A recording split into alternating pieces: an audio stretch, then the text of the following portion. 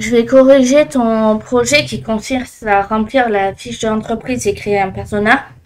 Donc le projet concerne la mise en œuvre d'une place de marché entre particuliers. Donc c'est vraiment important de préciser particulier. Pour articles de glisse de seconde main, cette application est faite pour le compte d'une entreprise qui vend des articles de glisse haut de gamme et durables. Dans le cadre de leur démarche éco-responsable, ils désirent prolonger la durée de vie de leur matériel en favorisant la vente, toujours entre particuliers. C'est reprécisé, l'entretien et la réparation. Les transactions ne pourront concerner que des articles de la marque. Ça veut dire que même si c'est une place de marché entre particuliers, on ne peut pas vendre des articles qui n'ont rien à voir avec la marque. Ils mettent pour cela à votre disposition leur base de données d'articles et d'accessoires associés. Collecter les besoins. Donc, il va falloir faire une fiche de l'entreprise, donc avec le nom, le type d'article, l'histoire, la géographie et qu'est-ce qui distingue cette marque des autres. Et un persona vendeur et un acheteur. Donc, un persona, c'est quoi? C'est un client type. Sachant que là, il y a écrit vendeur, mais on parle du vendeur sur notre place de marché. Donc, ça veut dire un vendeur particulier, pas un vendeur de la marque. Maintenant, voici ce que tu as fait. Donc, José Costa, c'est le fondateur de Brise de Glisse, qui est une société basée à Lacanau et créée en 2006. Donc, en 2006, il fait l'acquisition d'une menuiserie pour la fabrication de planches de surf personnalisées en bois de peuplier. Donc, il utilise des matériaux naturels et recyclables.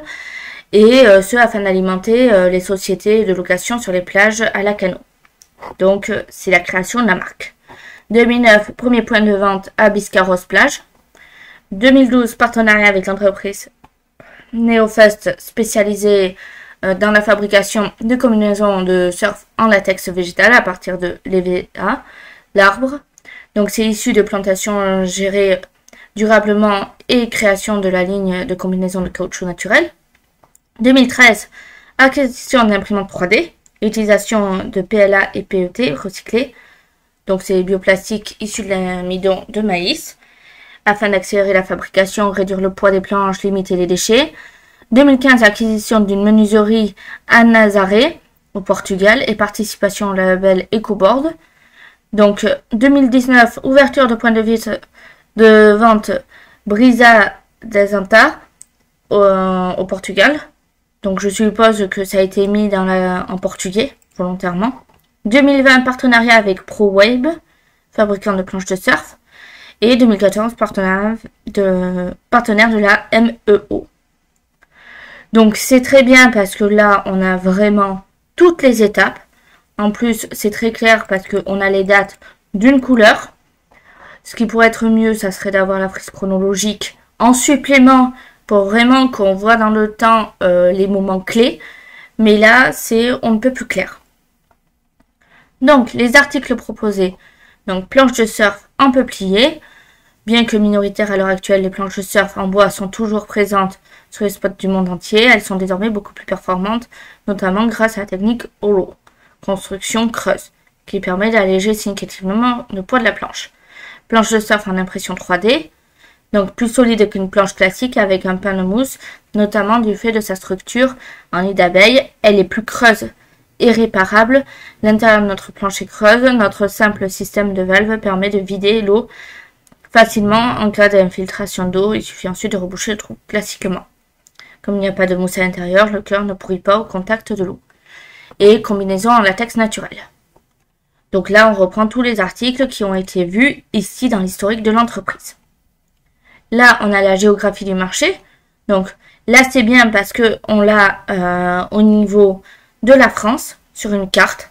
Donc ça, c'est très bien parce que c'est très clair. Alors, ce qui aurait été mieux en soi, c'est juste un petit accès d'amélioration. Donc là, c'est bien de mettre comme ça. Mais ensuite, sur un slide suivant, c'est de remettre la carte de France et à côté de faire un zoom vraiment sur la ville ou sur la côte. Et pareil pour le Portugal. Donc c'est bien sinon.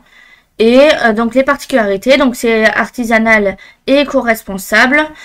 Ça contribue au développement des plantations donc de l'arbre et c'est géré durablement et c'est une création d'une charte éco-responsable. Donc voilà. Donc ton entreprise c'est très bien parce que c'est extrêmement clair. Donc il n'y a rien à redire là-dessus. Donc juste des petits axes d'amélioration mais sinon c'est parfait. Maintenant on va voir tes personas.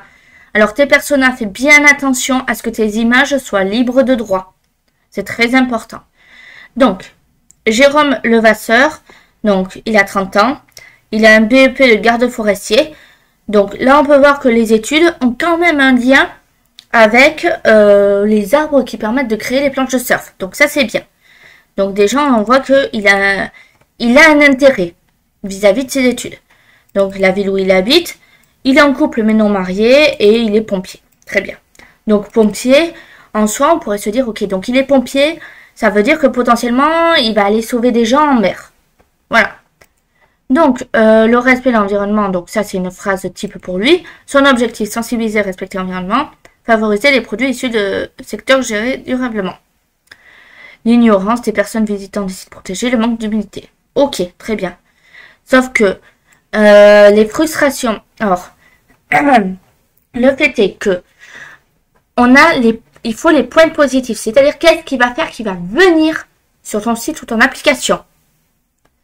Et qu'est-ce qu'on va faire à contrario qui ne va pas venir sur ton site et ton application. Parce que là, tu as mis des frustrations, mais c'est des frustrations dans la vie quotidienne en fait. C'est pas des frustrations vis-à-vis du site internet en soi.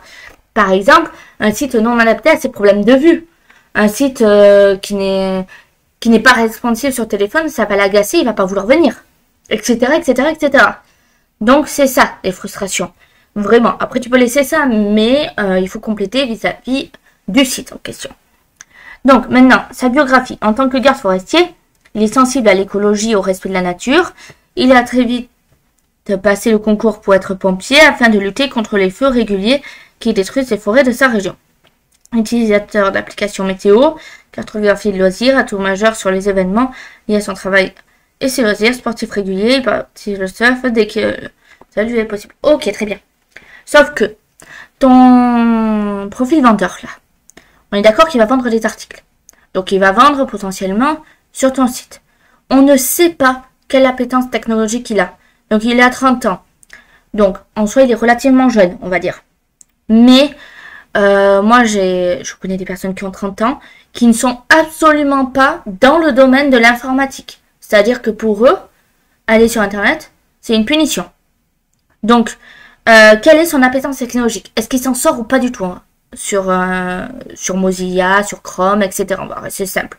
Est-ce qu'il arrive facilement à accéder à sa boîte mail? Ce genre de choses.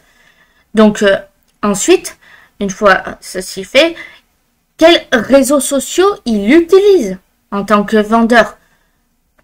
C'est important aussi de noter ça. Voilà. C'est plein de petits aspects qui manquent, en fait.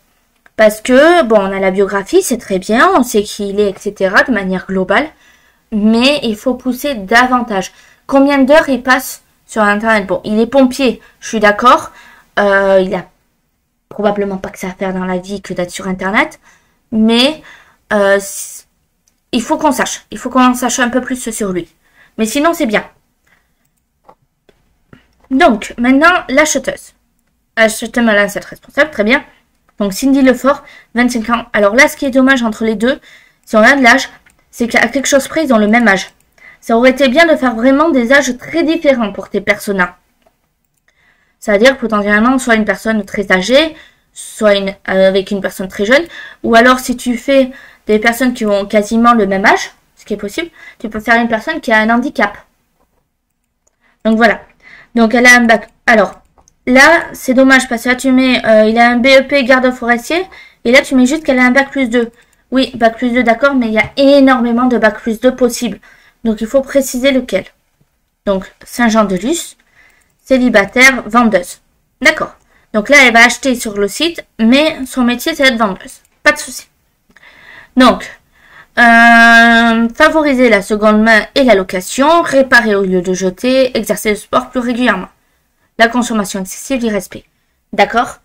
Mais dans ce cas-là, si la consommation est excessive, pourquoi est-ce qu'elle irait acheter sur ton site à toi? C'est ça qu'il faut se dire.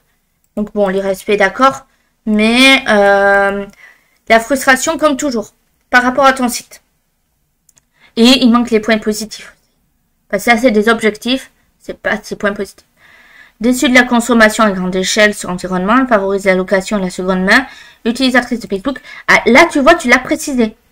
elle utilise Facebook. D'accord. Et une autre application sociale. Alors là, il va falloir préciser laquelle. Mais utilisatrice de Facebook, ok. Combien d'heures elle passe par jour, par semaine, sur Facebook et sur l'autre application? Il va falloir préciser ça aussi. Elle est abonnée à plusieurs groupes qui prennent la vente, l'achat, la location de produits de seconde main et éco-responsables. Lesquels? Elle est toujours sur le bon plan, sportive occasionnelle, elle se dégage du temps pour en faire plus. Donc, bon, si on résume, la partie entreprise, c'est très bien. C'est bien maîtrisé. Par contre, pour les personas, c'est un petit peu à revoir, on va dire. Certains aspects. Il y a des trucs très bien, mais à repréciser, on va dire, par rapport à ce qui est demandé. Mais le fait que, par exemple, tu ne te sois pas trompé en disant le profil vendeur, c'est forcément quelqu'un de la marque, c'est bien. Le profil vendeur, dans notre cas, c'est un particulier, parce que nous, on cible les particuliers en créant notre site. Voilà. Donc, c'est du bon travail de manière globale, continue comme ça.